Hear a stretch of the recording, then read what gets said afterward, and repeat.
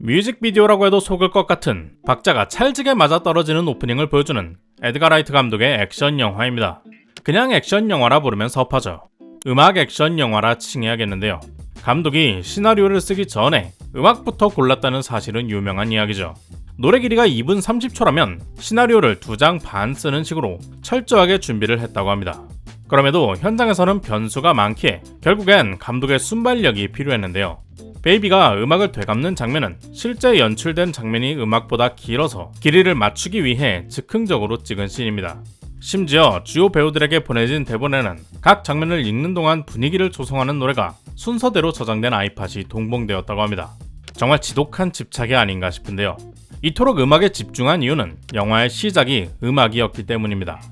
베이비 드라이버가 만들어지기 20년 전 존 스펜서 블루스 익스플로전의 벨 발음을 들은 감독이 이 노래에 맞춰 추격신을 찍고 싶다고 상상했던 것이 영화의 시작점이 되었죠. 마지막에 주인공에게 우편물을 전달하는 교도관이 바로 이 밴드의 보컬이자 기타리스트인 존 스펜서입니다. 영화의 시작과 끝을 담당한 셈이죠. 또한 주인공 마일스, 베이비가 겪는 이명은 에드가 라이트 감독의 경험에서 왔습니다. 그는 7살 무렵에 이명증을 앓았는데요. 나중에서야 신경학자 올리버 섹스에 져서 뮤지코필리아를 통해 음악이 이명의 고통을 줄여준다는 사실을 뒤늦게 알게 되었죠. 그래서 이 영화의 사운드는 베이비가 듣는 소리로 채워져 있습니다. 그가 음악을 들으면 음악이 나오고 옆에서 소리를 질러도 잘 들리지 않죠. 이어폰을 빼고 음악이 멈추면 무조건 삐 하는 이명 소리가 들려옵니다. 주인공을 둘러싼 모든 소리를 관객이 그대로 느끼게 만들었죠. 저는 이 영화를 지배하는 사운드, 즉 배경음악에서 환경을 떠올렸습니다. 신기에 가까운 운전 실력을 가진 청년이 어떤 환경을 만나느냐에 따라서 그 재능이 범죄에 쓰이기도 아니기도 할 수 있다는 거죠.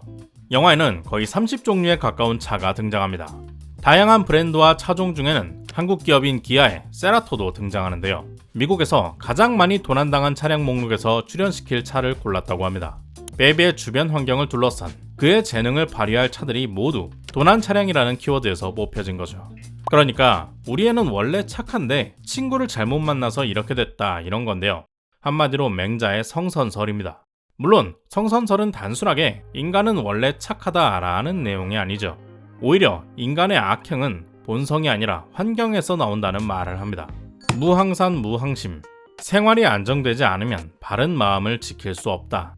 선비는 돈이 없어도 바른 마음을 지키지만 일반 백성은 등 따숩고 배부르지 않으면 도덕심을 유지할 수 없다는 말인데요. 피지배층의 도덕적 해이를 지배층의 정치적 실수로 보는 시선입니다.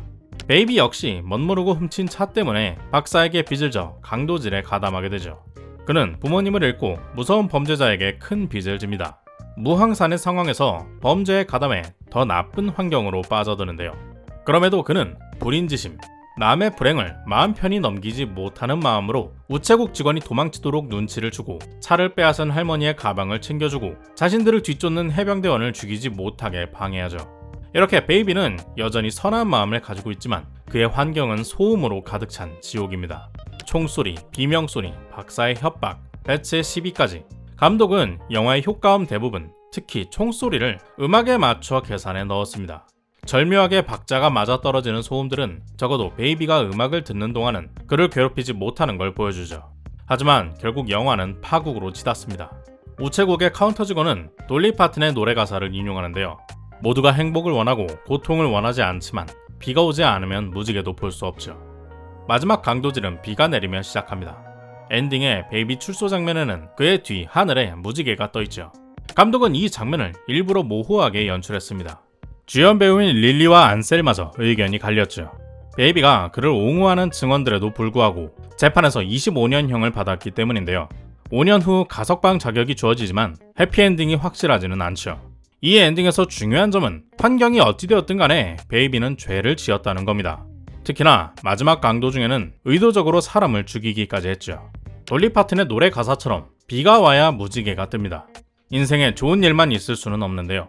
중요한 건 비가 내리는 시간을 견디고 무지개를 향한 마음을 지키는 겁니다. 오프닝의 첫 강도질에서 베이비는 그리피의 손가락이 가리키는 방향과 반대 방향인 뒤로 차를 출발했었습니다. 자신을 억압하는 사람들에게 이용당하지만 최소한의 반항을 하려는 인물이죠. 오직 범죄와 악으로 가득한 환경에서도 그는 자신의 마음을 조종하는 운전대를 놓지 않았습니다. 그리고 그 마음을 흔드는 데보라를 만났을 때 망설이지 않고 핸들을 꺾었죠. 후반부 버디와의 대결 장면에서는 락밴드 퀸의 브라이턴 락이 흘러나옵니다. 중반에 버디가 물어봤던 베이비의 폭주곡이죠. 이 노래의 모티브는 영국의 소설가 그레이엄 그린의 1938년작 브라이턴 락인데요. 17세의 소년 범죄자 핑키가 주인공이죠. 그는 자신의 범죄를 목격한 웨이트리스 로즈가 경찰에 신고하지 못하게 하려고 유혹합니다. 베이비 드라이버의 마일스와 달리 그는 본성적으로 악한 존재이며 절벽에서 추락해 죽음을 맞이하죠. 심지어 죽기 전에 로즈에게 남긴 레코드에는 그녀를 증오하는 메시지가 담겨 있습니다. 제목인 브라이튼 락은 사탕인데요. 긴 막대 사탕에 아무데나 부러뜨려도 브라이튼이라는 글자가 보입니다. 인간의 본성은 변하지 않는다는 뜻으로 쓰였죠. 베이비는 핑키와 다르게 변하지 않는 선한 본성을 보여줬습니다. 하지만 착한 마음이 있다고 지은 죄가 사라지는 건 아닌데요. 박사는 베이비와 데보라가 도망치게 도우면서 좋은 소식이라곤 베이비가 운전을 좋아하는 것뿐이라 말하죠. 앞으로 25년은 도망 다녀야 할 테니까 라고 덧붙입니다. 말장난 같지만 잡혀도 25년, 도망쳐도 25년입니다. 하지만 모범수로 지내고 반성만 잘 한다면 5년 후에 가석방 될 수도 있죠. 박사는 그에게 테이프 하나로는 부족할 거라 말합니다. 늘 음악을 들으며 현실에서 도망치던 베이비였으니까요. 그는 마지막에 버디에 의해 모든 음악을 빼앗기고 현실을 정면으로 마주해야 하는 상황에 놓입니다. 자신을 올가매는 나쁜 환경에서 귀를 막고 눈을 가리는 것이 아니라 스스로 박살내고 도망치는 데 성공한 듯 보이는데요. 하지만 결국엔 경찰에 포위당하고 베이비는 현실과 자신의 죄를 받아들이기로 합니다. 이것이 바로 맹자가 말했던 구방심이죠. 달아나 흩어진 마음을 다시 찾아오는 것입니다.